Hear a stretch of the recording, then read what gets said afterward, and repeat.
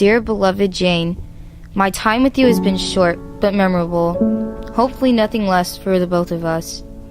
Being your grandfather for those many years has been truly extraordinary.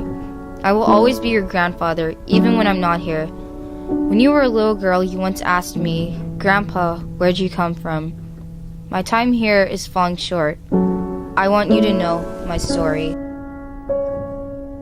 I was born on April 8th, 1923 in Warsaw, Poland. In 1939, I was 16 years old when we first heard the German Nazis. We thought to ourselves that it wasn't true. It was unrealistic.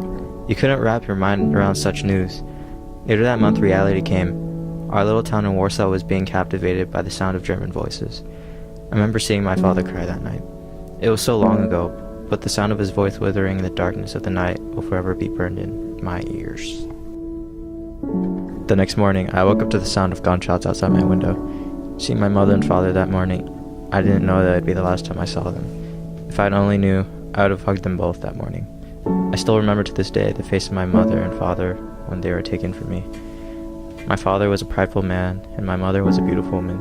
Together died, holding each other's hands as they were executed in front of me. Within the sound of a single shot, life was broken.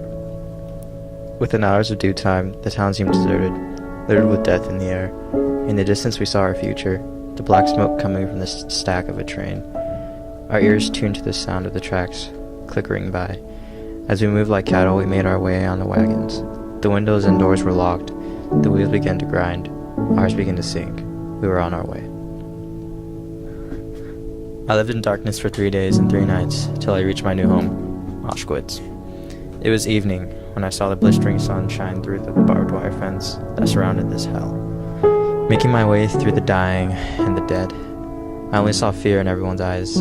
The cries from women and children filled the air. I had no one. I walked this road alone.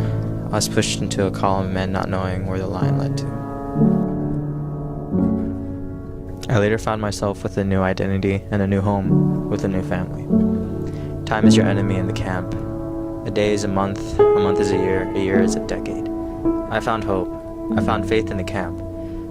When you see death all around you, every day for years on end, you find that the only thing keeping you alive is hope. Hope is for the next day and day following that. Every morning waking up, knowing that today could very well be my last, I had found faith in death. Death was not my enemy. I did not fear death. I welcomed it. But the difference is dying and being dead are two completely different things. You're dying every day, but being dead is living in heaven. Growing up in hell has taught me a lot. It is not who you are that defines a person. What defines a person is what they are willing to do to get what they want.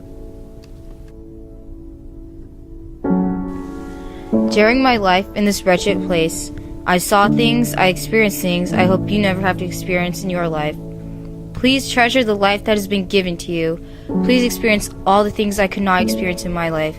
I give you this small token of my life, for you can live your life knowing that life is a gift, and don't take it for granted.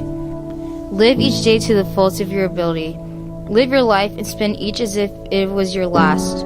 One day you will wake from this awful nightmare and find yourself in the hands of God. Love, Grandpa.